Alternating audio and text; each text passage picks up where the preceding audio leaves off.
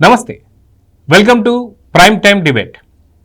ఒక పక్క అభివృద్ధి, ఇన్వెస్ట్మెంట్, మరో పక్క అంతర్యుద్ధం, విఘాతం, శాంతి భద్రతలు ఎలా చెడగొట్టాలనే ఆలోచన.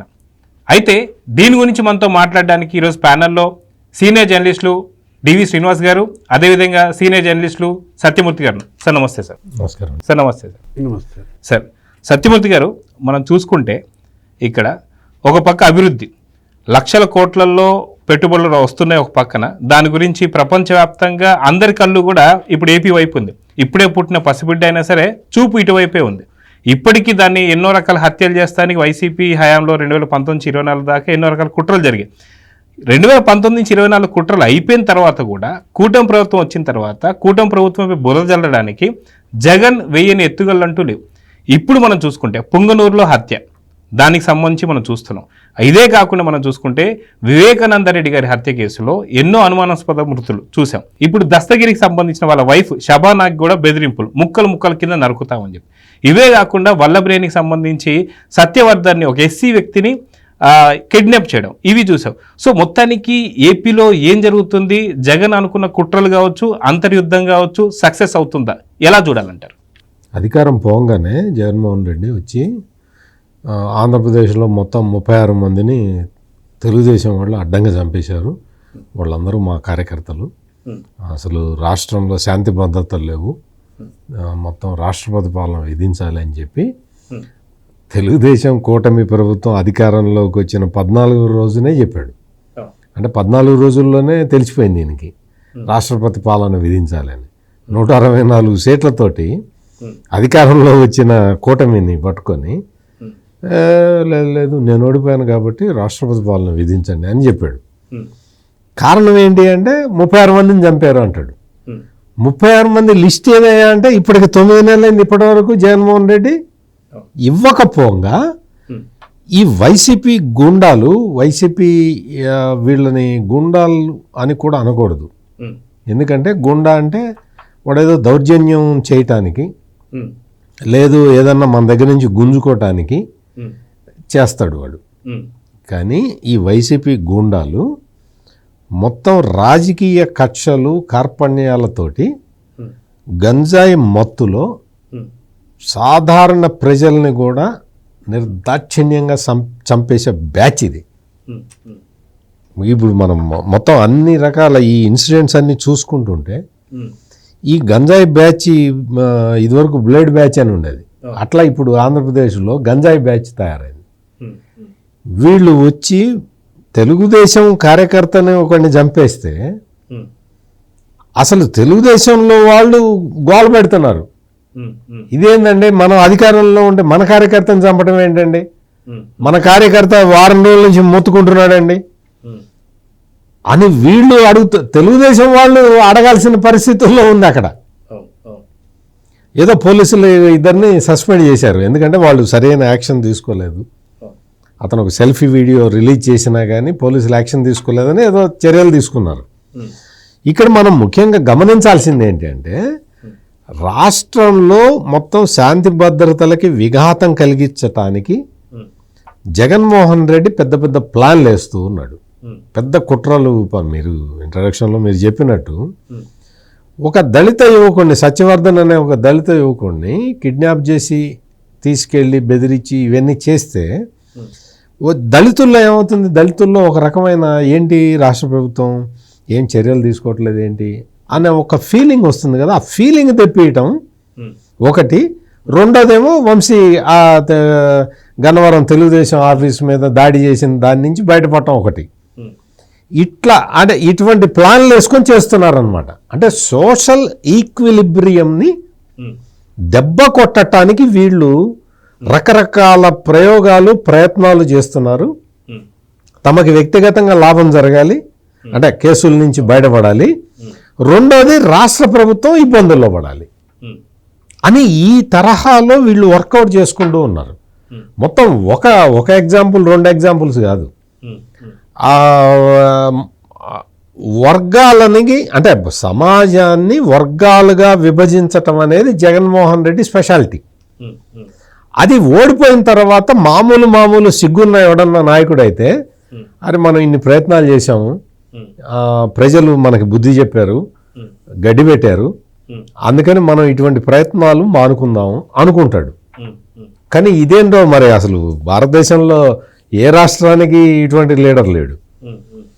ఓడిపోయిన తర్వాత కూడా కులాల మధ్య ఎట తగద పెట్టాలి, ప్రాంతాల మధ్య ఎట తగద పెట్టాలి, మతాల మధ్య ఎట తగద పెట్టాలి, ఇదే గోల. ఇటువంటి గోల మొత్తం సృష్టించి రాష్ట్రంలో ఆ శాంతి భద్రతలకి భంగం కలిగించి దీన్ని ప్రభుత్వాన్ని ఇబ్బందుల పాలు చేయాలి అని చెప్పి శతవిధాల ప్రయత్నం చేస్తూ ఉన్నాడు.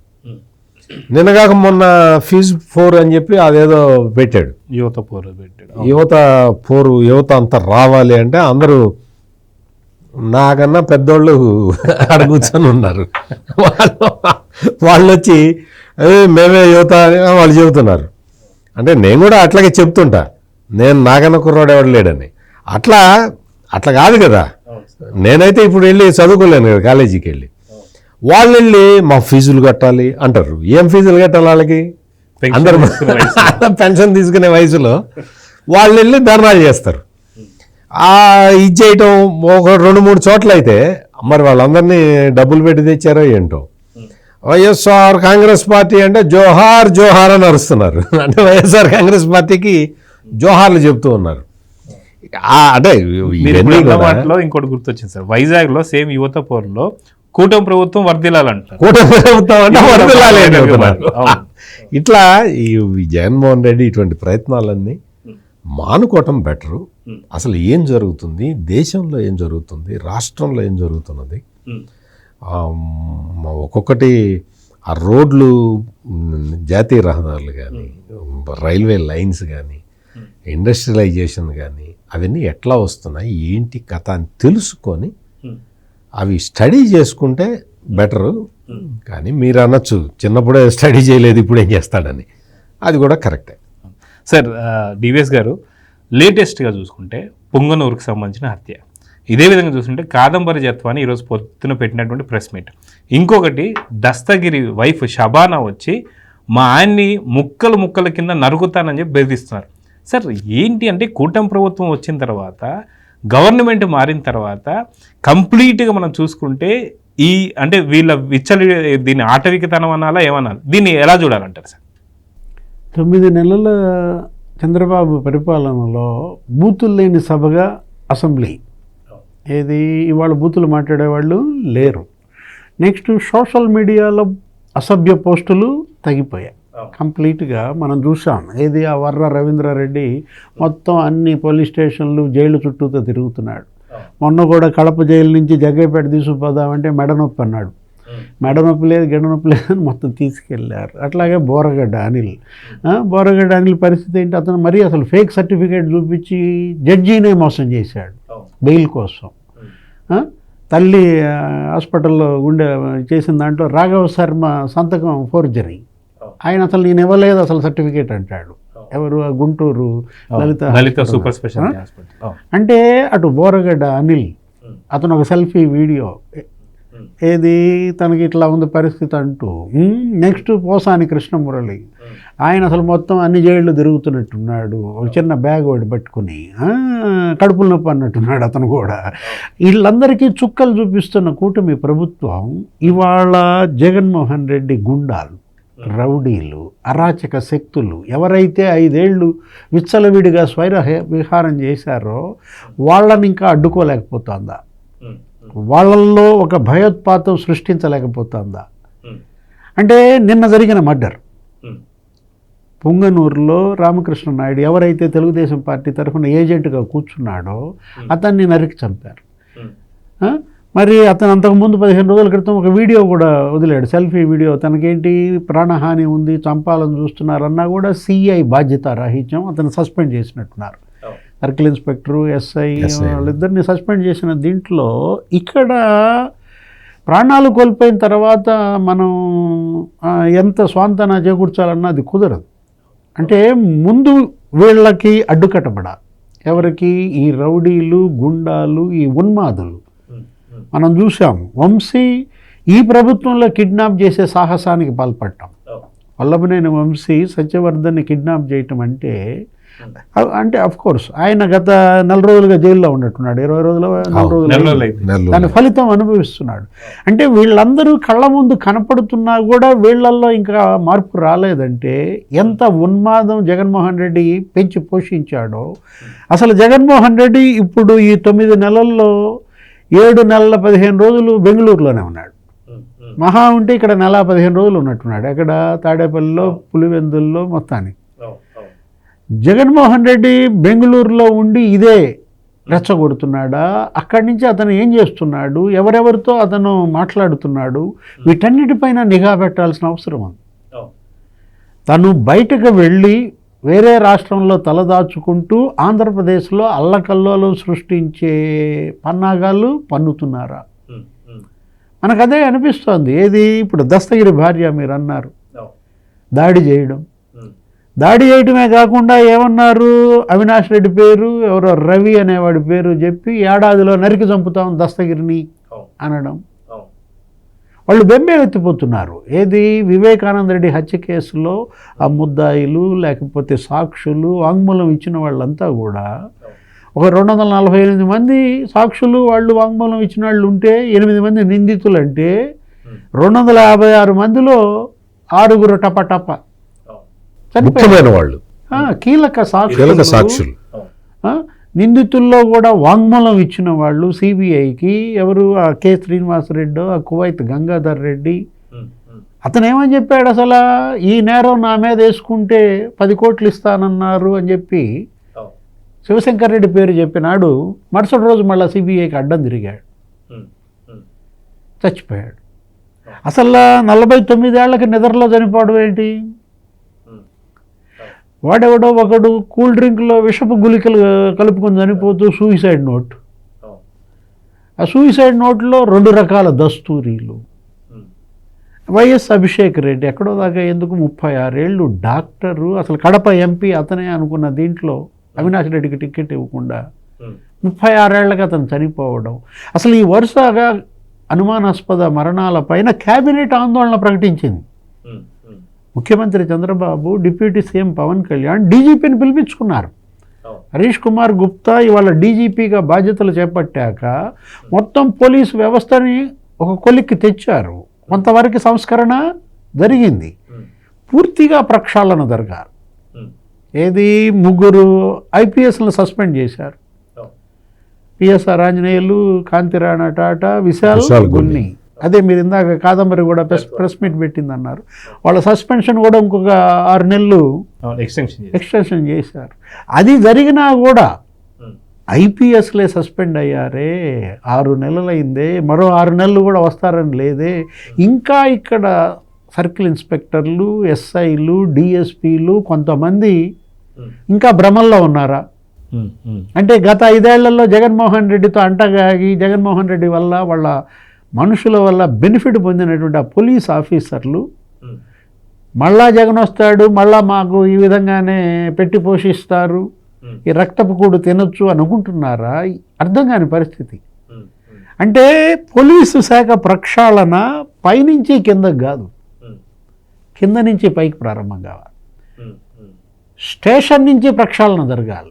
అక్కడ ఉన్నటువంటి ఎస్ఐ, సిఐ, డిఎస్పీ, ఆ సబ్ డివిజన్ పరిధిలో వీళ్ళందరిలో కనుక మార్పు రాకపోతే, ఇప్పుడు చంద్రబాబు నాయుడు ముఖ్యమంత్రిగా చాలా కటువుగా ఉన్నారు. అసలు వాళ్ళు ఎవరైనా సరే, తెలుగుదేశం అయినా లేకపోతే వైఎస్ఆర్ కాంగ్రెస్ అయినా, నేరానికి పాల్పడితే సహించే ప్రసక్తి లేదన్నాడు. ఆడబిడ్డ మీద చెయ్యేస్తే అదే ఆఖరి లాస్ట్ డే అని చెప్పి, ఎవరేసినా సరే ఆడబిడ్డ మీద కనుక చెయ్యేస్తే నిర్దాక్షిణ్యంగా అదే వాడికి ఆఖరి రోజు కావాలని ఆయన ఇస్తున్న హెచ్చరికలు. ఇవాళ పోలీసు శాఖ ఇవాళ ఏంటి, గతంలో జగన్మోహన్ రెడ్డి వేరు, అతను ఒక అరాచక శక్తి, అతన్ని అడ్డం పెట్టుకున్న అరాచక శక్తులు పేటరేగిపోయాయి, మీరు అటే వత్తాసు పలికారు. ఇప్పుడు అలా కాదు. ఇప్పుడు ఏంటి, ఇప్పుడు లా అండ్ ఆర్డర్ ముఖ్యం. మీరు ఇందాక చెప్పారు ఏంటి, వాళ్ళేమో అభివృద్ధి సంక్షేమం అంటున్నారండి, వీళ్ళేమో అశాంతి అరాచకం అంటున్నారు. ఆయన పెట్టుబడులు రాబట్టడం కోసం, ప్రధానమంత్రిని ఇక్కడ తీసుకురావడం కోసం శంకుస్థాపనలు, ప్రారంభోత్సవాలు, అమరావతి, పోలవరం, లేకపోతే గ్రీన్ హైడ్రోజన్, విశాఖ అన్నీ జరుగుతున్న నేపథ్యంలో పనులు ముమ్మరమయ్యాయి, పారిశ్రామికవేత్తలు ఇక్కడికి వస్తున్నారు. ఇలాంటి పరిస్థితుల్లో జగన్మోహన్ రెడ్డి వాటిని అడ్డుకోవటం కోసమే ఈ అశాంతి సృష్టిస్తున్నాడా, ఈ అరాచకాలని ప్రేరేపిస్తున్నాడా? వీటికి అడ్డుకట్ట వేయాలి. వీటికి అడ్డుకట్ట వేస్తేనే అభివృద్ధి నిలబడుద్ది, సంక్షేమం ప్రజలకి అందుతుంది, సంపద సృష్టి జరుగుతుంది. సార్ ఇంకోటి ఏంటంటే అంటే ఇక్కడ ఈ సందర్భంగా మీకు ఒక చిన్న ట్వీట్ వైసీపీ లీగల్ సెల్ పెట్టిందండి, అదొకటి చదివి చెప్తాను. సోషల్ మీడియా యాక్టివిస్టు పాదయాత్ర వెంకటేశ్వర రెడ్డిని హైదరాబాదులో అరెస్ట్ చేసిన గుంటూరు జిల్లా పెదకాకాని పోలీసులు నోటీసు ఇవ్వకుండా, కనీసం కుటుంబ సభ్యులకు సమాచారం ఇవ్వకుండా అరెస్ట్ చేసి గుంటూరు చుట్టూ తిప్పుతూ హింసిస్తున్న పెదకాకాని పోలీసులు. పాదయాత్ర వెంకటేశ్వర రెడ్డికి 35/3 నోటీసు ఇవ్వాలి, లేకపోతే వెంటనే కోర్టులో హాజరుపరచాలని డిమాండ్ చేస్తున్న YSR Congress party legal cell అని పెట్టారు. ఈ లీగల్ సెల్ అసలు ఇది లీగల్ సెల్లా ఇల్లీగల్ సెల్లా అనేది అర్థం కావట్లే. ఎందుకంటే ఇది నేను అనుకోవటం ఇది ఇల్లీగల్ సెల్. ఎందుకంటే ఈ పాదయాత్ర వెంకటేశ్వర రెడ్డి అనే వ్యక్తిని అరెస్ట్ చేసింది సోషల్ మీడియా కేసులో కాదు. సోషల్ మీడియా కేసుకి ఇతనికి అసలు సోషల్ మీడియాకి ఇతనికి సంబంధం లేదు. ఈ పోలీసులు పెదకాకాని పోలీసులు కేసు పెట్టిన మాట వాస్తవం, ఇతన్ని పట్టుకెళ్ళిన మాట వాస్తవం. పెట్టింది సోషల్ మీడియా కేసు కాదు. ఏం కేసో చెప్పమంటారా? ఒక దళిత యువకుడికి, పెదకాకానికి చెందిన ఒక దళిత యువకుడికి పోలీసు ఉద్యోగం ఇప్పిస్తానని చెప్పి, ఎస్ఐ ఉద్యోగం ఇప్పిస్తానని చెప్పి డబ్బులు తీసుకున్నాడు. ఆ డబ్బులు తీసుకున్నాడు. ఎస్ఐ ఉద్యోగం ఈడి చేతే వస్తుందా? రాదు కదా, రాలేదు. మళ్ళీ మటసంగా ఆ డబ్బులని తీసుకెళ్ళి ఆ దళిత యువకుడికి ఇచ్చేసేయాలి. బ్రదర్ తప్పైపోయిందమ్మా, ఏదో జరిగింది, నేను ఇప్పించలేకపోయాను, లేదు గవర్నమెంట్ చేసింది, మా జగనన్న ఉంటే ఇట అడ్డంగా తోసేసేవాడిని లోపలికి, పోలీసుల్లో కూడా మన కార్యకర్తలనే ప్రవేశపెట్టమని మా జగనన్న చెప్పాడు కాబట్టి నిన్ను కూడా దోసేసేవాడిని, కూటమి ప్రభుత్వం వచ్చిన తర్వాత అది కుదరట్లేదు అని ఏదో చెప్పుకోవాలి. లేకపోతే జగన్ ప్రభుత్వంలోనే ఇంక నేను చేయలేకపోయానో ఏదో ఒకటి చెప్పాలి. ఇతను ఏం చేశాడు తెలుసా? ఆ డబ్బులు రిటర్న్ ఇవ్వకపోగా ఆ దళిత యువకుడు 2-3 సార్లు అయ్యా అన్న నా డబ్బులు నాకు ఇచ్చే అన్న అంటే, ఇంకొకసారి డబ్బులు అడిగామంటే నిన్ను చంపుతా అని చెప్పి బెదిరించాడు. అంటే ఈ పాదయాత్ర వెంకటేశ్వర రెడ్డి అనే వ్యక్తి ఒక దళిత యువకుడిని అతనిచ్చిన డబ్బుల్ని ఉద్యోగం రిటర్న్ ఇవ్వకపోతే అడిగితే అతను నిన్ను చంపుతా అని బెదిరించాడు.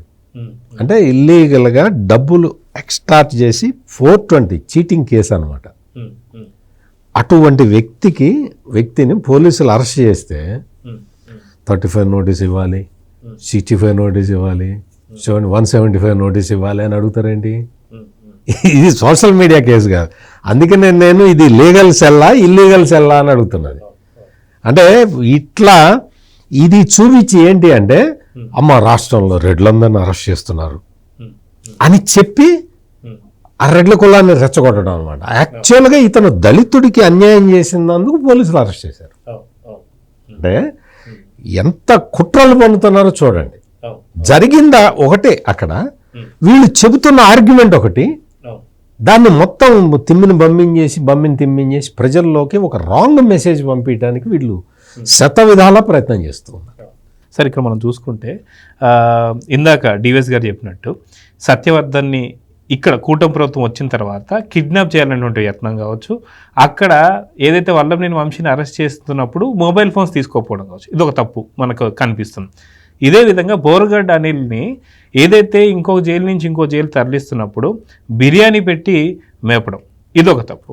సో ఈ విధంగా మనం చూస్తూ వస్తుంటే కొన్ని తప్పిదాలు అయితే కనిపిస్తున్నాయి. సో రూట్ లెవెల్లో ఖచ్చితంగా కొంత ప్రక్షాళన జరగాల అంటే ఏమంటారు? ఇప్పుడు కింది స్థాయిలో పోలీసులు చాలామంది ఇంకా వాళ్ళకి చంద్రబాబు నాయుడు స్వేచ్ఛ ఇచ్చాడు. మీరు స్వేచ్ఛగా పనిచేయండి. ఇన్ని సంవత్సరాలు కట్టు బానిసలాగా, గత లాస్ట్ 5 సంవత్సరాలు కట్టు బానిసలాగా బతికారు. మీరు ఫ్రీగా పనిచేయండి. న్యాయం, ధర్మం, చట్టం ఎట్లా ఉంటే అట్లా పనిచేయండి, ప్రజలకి ఉపయోగపడండి మీరని ఆయన ఫ్రీడమ్ ఇస్తే, కొంతమంది ఏమనుకుంటున్నారంటే ఫ్రీడమ్ ఇచ్చాడు కదా, అంటే ఫ్రీడమ్ ఇవ్వటం అంటే నిష్పక్షపాతంగా ఉండమని కాదు, వాళ్ళకి అర్థమైంది. మీ ఇష్టం వచ్చినట్టు చేయండి అని వాళ్ళు అర్థం చేసుకొని ఆడు ఇంకా వైసీపీ వాడికి సపోర్ట్ చేస్తూ ఉన్నాడు. నువ్వు ఎట్ట చేస్తావు ఇప్పుడు ఈ పాదయాత్ర వెంకటేశ్వర రెడ్డి గురించి చెప్పాను నేను. నువ్వు ఇప్పుడు వీళ్ళు పోలీసులు, పెదకాకని పోలీసులు చక్కగా ఆయన తీసుకొచ్చి అరే తప్పయా, దళిత యువకుడిని మోసం చేయడం ఒక తప్పు, అతని డబ్బులు అతనికి ఇవ్వకుండా బెదిరించడం ఒక తప్పు అని అరెస్ట్ చేశారు. ఇప్పుడు ఖచ్చితంగా పెదకాకని పోలీసులకి అందరూ అప్రిషియేట్ చేస్తారు, ప్రతి వాళ్ళు అప్రిషియేట్ చేస్తారు. ఇందాక మీరు ఆ ఇన్సిడెంట్ చెప్పారు, రామకృష్ణ తెలుగుదేశం పార్టీ కార్యకర్త రామకృష్ణ చంపిన దాంట్లో ఒక ఎస్ఐని ఒక సిఐని సస్పెండ్ చేశారు. అంటే ఎందుకు చెప్తున్నానంటే ఇవన్నీ కూడా ఇట్లా మనకి పోలీసు వ్యవస్థలో కింది స్థాయిలో మనం శాంతి భద్రతలని కాపాడటానికి మనం ఉన్నాము అనుకున్న వాళ్ళు చక్కగా పనిచేస్తూ ఉన్నారు.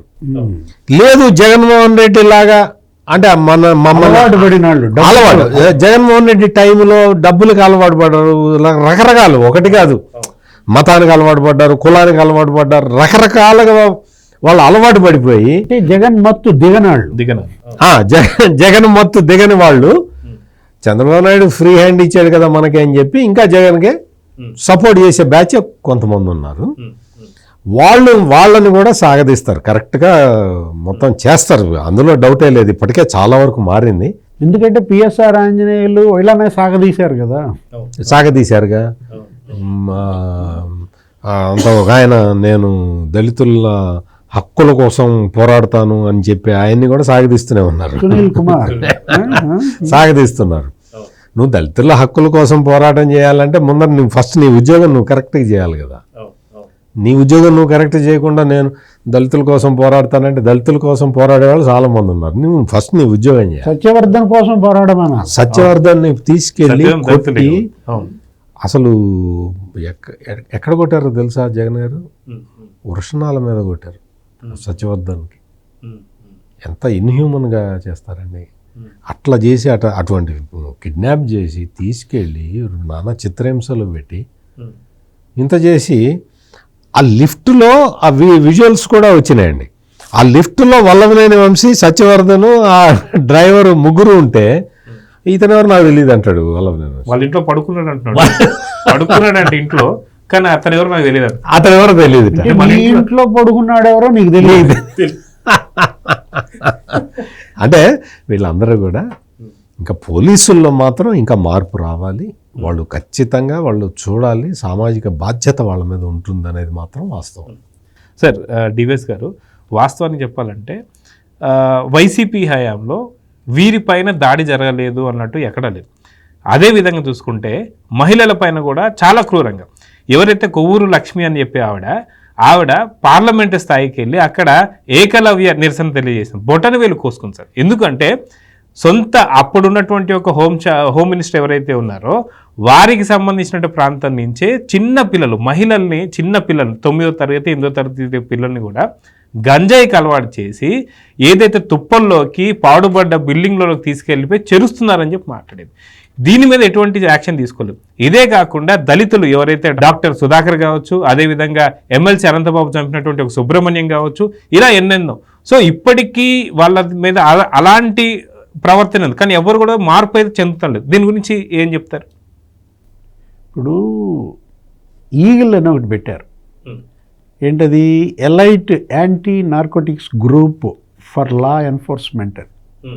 గంజాయి ఇప్పుడు ఈ మూలాలన్నీ కూడా ఏ విధంగా మన గంజాయి మాఫియా తయారు చేశాడు కదా జగన్మోహన్ రెడ్డి. 5 ఏళ్లలో నీకేంటి, చిన్నపిల్లలు, పసిబిడ్డలు కూడా ఇవాళ యువత పెడదారిన పడుతున్న నేపథ్యంలో, దానివల్లే లా అండ్ ఆర్డర్ బ్రేక్ అయిన నేపథ్యంలో దీనిపైన ఉక్కుపాదం మోపుతున్నారు. ఇప్పుడు హోంశాఖ మంత్రి అనిత, లేకపోతే లోకేష్ బాబు, సంజయ్ రాణి వీళ్ళందరూ కలిసి ఒక ఉపసంఘం కూడా ఏర్పాటు చేశారు. ముఖ్యమంత్రి ఒక 4-5 మంత్రులతో, రవికృష్ణ ఎవరినో పెట్టినట్టున్నారు దానికి, టాస్క్ ఫోర్స్ కూడా ఒకటి తీసుకున్న దీంట్లో. ఇప్పుడు గంజాయి స్మగ్లింగ్కి పాల్పడిన వాళ్ళ ఆర్థిక మూలాలను దెబ్బతీస్తున్నారు. వాళ్ళ ఆస్తులను కూడా స్వాధీనం చేసుకుంటున్నారు. ఇద్దరి ఆస్తుల్ని స్వాధీనం చేసుకున్నారని మనం చూసాం. ఏదో విజయనగరం జిల్లా, ఇక్కడ అనకాపల్లి జిల్లాలో ఇట్లాగే వాళ్ళు ఈ గంజాయిని అమ్మి సంపాదించిన ఆస్తులు దాన్ని ఇక్కడ ఈ క్రిమినల్స్ కూడా వర్తింపజేయాలి. ఏది కేవలం గంజాయే కాదు, ఇట్లా హత్యలకు పాల్పడిన వాళ్ళు, ఇట్లా భూ కబ్జాలకు పాల్పడిన వాళ్ళు, ఇళ్ల స్థలాలు కబ్జాలు చేసిన వాళ్ళు, ఎవరైతే ఈ నేరాలకు పాల్పడ్డారో ఆ నిందితుల ఆస్తులను కూడా జప్తు చేయాలి. లేకపోతే భయం రావడం లేదు. ఇప్పుడు పొంగనూరులో మర్డర్ జరిగింది, రామకృష్ణ కుటుంబం ఇవాళ రోడ్డున పడింది. ఆ కుటుంబానికి ప్రభుత్వం అండగా ఉండాలి. ఏ విధంగా ఉండాలి? ముందు ఆ నిందితుడు ఎవరో వాళ్ళ యొక్క ఆస్తులను జప్తు చేయాలి. ఆ కుటుంబం ఏది అంత నిర్దాక్షిణ్యంగా ఒక కుటుంబాన్ని నడి రోడ్డున నిలబెట్టారే, నరికి చంపారే. బాధితుడికి ఎప్పుడు న్యాయం జరుగుతుంది? ఇప్పుడు నిన్న సునీత్ అన్నది కదా, నిన్న వాళ్ళ నాన్న వర్ధంతి, 6 ఏళ్ళు అయిపోయింది, ఇది 7వ ఏడు. ఒకటే మాట అడిగింది వివేకానంద రెడ్డి కూతురు. ఏమన్నారు? నిందితుల్లో ఒకడు తప్ప అందరూ స్వేచ్ఛగా తిరుగుతున్నారు నిర్భయంగా. ఎంత ఆవేదన చెందింది. ఏంటి శిక్ష పడింది హంతకులుగా మాగా అని అడిగింది. నేను నా తల్లి శిక్ష అనుభవిస్తున్నా, మా నాన్న చంపిన వాళ్ళు బ్రహ్మాండంగా తిరుగుతున్నారంటే సిగ్గుచేటు. మన న్యాయ వ్యవస్థ, మన యొక్క దర్యాప్తు సంస్థలు, అత్యున్నత దర్యాప్తు ఏజెన్సీ సిబిఐ, వాళ్ళ సునీత వ్యాఖ్యలు ఇవాళ ఏంటి సిగ్గుపడాల్సినటువంటి అంశాలు. ఇది ఒక మార్పు రావాలి, ఒక సిస్టమ్ ఇంప్రూవ్ చేయాలి. ఆమె పోరాటం అదే. ఏది వాళ్ళ దస్తగిరి భార్య షబానా ఆవేదన. రేపొద్దున ఏం జరుగుద్ది? ఎవరు నెక్స్ట్? జగన్మోహన్ రెడ్డి ఏం చేస్తున్నాడు? అతను ఆడుతున్న ఆట మామూలు ఆట కాదు. అతను ఒక కిరాతక వేట బిగించేశాడు, ఆట ఆడుతున్నాడు. అతని అండ చూసుకుని వీళ్ళేమో పేటరేగిపోతున్నారు. ఏది రౌడీ మూకలు, ఈ హంతకులు. జగన్మోహన్ రెడ్డి అతని అనుచరులు చేస్తున్నటువంటి ఈ అరాచక కాండ పైన గనక ఒక దృష్టి పెట్టకపోతే, దీనికోసం ఒక ప్రత్యేకమైనటువంటి ఇంటెలిజెన్స్ కూడా ఏర్పాటు చేసుకోవాల్సిన అవసరం ఉంది. ఏది ప్రభుత్వం ఏ గ్రామంలో ఏం జరుగుతోంది, ఆ గ్రామంలో ఉన్నటువంటి అరాచక శక్తులు ఎవరు, జగన్మోహన్ రెడ్డి గుంపేంటి, వాళ్ళు రేపేం చేయబోతున్నారు. బాధితుడే సెల్ఫీ వీడియో తీసి వదిలినా అతనికి రక్షణగా నిలబడలేదంటే ఏమనాలా? సర్కిల్ ఇన్స్పెక్టర్ని, ఆ ఇన్స్పెక్టర్ని ఏమనాలి? ఇలాంటిది మళ్ళా పునరావృతం కాకూడదు. ఏది మరో రామకృష్ణ కుటుంబం ఇలా నడి రోడ్డున పడకూడదనమాట. అది ఎవరైనా సరే, తెలుగుదేశం కార్యకర్త కావచ్చు. ఇవాళ తెలుగుదేశం కార్యకర్తను చంపారు, రేపు జనసేన కార్యకర్తను చంపితే, బీజేపీ వాళ్ళను చంపితే, కమ్యూనిస్టులను చంపితే, వైఎస్ఆర్ కాంగ్రెస్ పార్టీని చంపిన వాళ్ళ కార్యకర్తలు చంపినా తప్పే. ఇప్పుడు ఏమీ జరగకుండానే జగన్మోహన్ రెడ్డి పోయి ఢిల్లీలో సత్యమూర్తి గారు చెప్పారు. ఏది 14 రోజులకే ఫోటో ఎగ్జిబిషన్ పెట్టి ఏదేదో ఎంతోమందిని చంపారు, 36 మందిని చంపారని అక్కడ జాతీయ పార్టీల నాయకులని, అఖిలేష్ యాదవ్ వాళ్ళని వీళ్ళని తీసుకొచ్చి కూర్చోబెట్టి చేయటం కాదు కదా. ఆ 36 మంది పేర్లు ఏవి అని అంటే ఇంతవరకు ఇవ్వాల.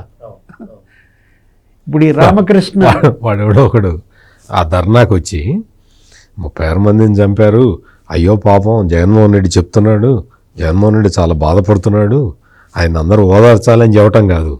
ఆడవాడు వేరే పార్టీ వాడు వచ్చి చెప్తున్నాడు, ఈయన చూస్తుంటే ఎప్పటికన్నా ప్రైమ్ మినిస్టర్ అవుతాడని చెప్తాడు. ఓడిపోయి ఇంకా అప్పటికి ఇంకా 14 రోజులు కాలేదు, 11 సీట్లతోటి ఈయన మొహం చూస్తే ప్రైమ్ మినిస్టర్ అయ్యేలాగా ఉన్నాడని చెబుతాడు. అట్లా అంటే బాగా అందింది, అతను బాగా అందింది. అతను ఎవరో కేరళ ముస్లిం లీగ్ నాయకుడు ఎవరో అనుకుంటారు పాపం. అంటే ఇవాళ జగన్మోహన్ రెడ్డి అతని కదలికల పైన నిఘా వేయాలి. బెంగళూరు యలహంక ప్యాలెస్లో ఏం జరుగుతోంది, ఆయన ఎవరెవరితో టచ్లో ఉంటున్నారు, అక్కడి నుంచి ఇక్కడ ఆంధ్రప్రదేశ్లో ఏ అరాచకం, ఏ అశాంతి ప్లాన్ చేస్తున్నాడు, వీటన్నిటిపైన కూడా నిఘా విభాగం, రవిశంకర్ అయ్యన్నార్, సిఐడి దృష్టి పెట్టాల్సిన అవసరం ఉంది. డీజీపీ హరీష్ కుమార్ గుప్తా, ఆయనకి ఇప్పటికి 9 నెలల్లో మంచి పేరు వచ్చింది, కానీ ఏదో రకంగా డీజీపీని ఇబ్బంది పెట్టాలన్నట్టుగా జరుగుతున్నాయి ఇవన్నీ కూడా. హోంశాఖ మంత్రి అనిత కూడా దీనిపైన సరైన దృష్టి పెట్టకపోతే ఆమెకే చెడ్డ పేరు, ఆ శాఖకి చెడ్డ పేరు. అవును అవును అవును సార్. సత్యమూర్తి గారు, లాస్ట్ అండ్ ఫైనల్గా మనం చూసుకుంటే 2019 నుంచి 2024 దాకా గంజాయి ఎలా ఉందనేది దాదాపు ఏమంటారు, భారతదేశంలో ఎక్కడ పట్టుబడ్డా సరే 70% ఆఫ్ ది గంజాయి మన దగ్గర నుంచి వస్తుందని చెప్పి కొన్ని ఆధారాలతో వచ్చాయి. సాధారణంగా మందు అలవాటు చేసుకున్నాడు అంత తొందరగా మానుకోడు, సిగరెట్ అలవాటు చేసుకున్నాడు అంత తొందరగా మానుకోడు, గంజా అలవాటు చేసుకున్నాడు అసలుకి తొందరగా మానడు. అయితే 2024లో కూటమి ప్రభుత్వం ఏర్పడిన తర్వాత చెదురు మొదలు ఘటనలు ఎక్కడైతే జరిగినాయి ఉన్నాయో అవన్నీ కూడా మీలాంటి జర్నలిస్టులు కావచ్చు, విశ్లేషకులు కావచ్చు, మీకేమనిపిస్తుంది? వాస్తవానికి వీళ్ళు అలవాటు చేసి వెళ్ళిపోయిన వాళ్ళ నుంచే ఇవన్నీ జరిగాయని చెప్పేసి అయితే అనుకోవచ్చు అంటారా? ఆ గంజాయి మన ఇండియాలోనే కాదు, నేపాల్లో దొరికింది కూడా ఇక్కడ నుంచి, ఆంధ్రప్రదేశ్ నుంచి వచ్చింది అని తెలిసింది. అంటే మొత్తం హోల్సేల్గా టోకు వ్యాపారం పెట్టి మొత్తం అందరికీ సప్లై చేసే బిజినెస్ చేసుకున్నారు. ఇక్కడ ఏంటి అంటే కొన్ని ట్రైబల్ ఏరియాస్లో వాళ్ళకి ఏంటంటే వాళ్ళకి వేరే పంటలు ఏం పండించాలి అవి వనరులు లేక తెలియక వాళ్ళు గంజాయి వేస్తూ ఉంటారు. వాళ్ళని ఏం చేశారంటే గతంలో ఉమ్మడి ఆంధ్రప్రదేశ్లో చంద్రబాబు నాయుడు ఏం చేశాడంటే ఈ గంజాయి పంట పండించడం, వాళ్ళని ఆ పంట నాశనం చేయటం ఇది పెద్ద విషయం కాదు. అసలు వాళ్ళని ట్రైబల్స్ని ఎడ్యుకేట్ చేయాలి, వాళ్ళని ప్రత్యామ్నాయ ఉపాధి వైపు మరల్చాలి, ప్రత్యామ్నాయ వ్యవసాయం వైపు మరల్చాలి అన్న ఉద్దేశంతో అప్పట్లోనే చాలా వాళ్ళకి రీహాబిలిటేషన్ సెంటర్స్ పెట్టి వాళ్ళని తీసుకొచ్చి వేరే పంటలు పండించడం ఎట్లాగో నేర్పి వాళ్ళ జీవనోపాధికి అష్యూరెన్స్ ఇచ్చి ఇటువంటి పనులు చేశాడు చంద్రబాబు నాయుడు ఉమ్మడి ఆంధ్రప్రదేశ్లోనే. ఇప్పుడు మళ్ళీ భారీ ఎత్తున అది మొదలుపెట్టారు. గంజాయి సాగు చేస్తూ ఉంటే జగన్మోహన్ రెడ్డి ఏం చేశాడంటే, ఎంత వేసావమ్మా అంటే 2 ఎకరాలు, అంటే 2 ఎకరాలు ఏం సరిపోతుందమ్మా 4 ఎకరాలు వేయి అని గంజాయి పంటని ప్రోత్సహించిన బ్యాచ్ ఈ జగన్మోహన్ రెడ్డి బ్యాచ్. అంటే ఉపాధి ఎవరికి 40 లక్షల మందికి ఉపాధి కల్పించాడంటే వీళ్ళే అన్నమాట. ఏది గంజాయి ద్వారా ఉపాధి, గంజాయి రెడ్ శాండల్ ద్వారా ఉపాధి, ఇసుక మాఫియాకు ఉపాధి, లిక్కర్ మాఫియాకు ఉపాధి.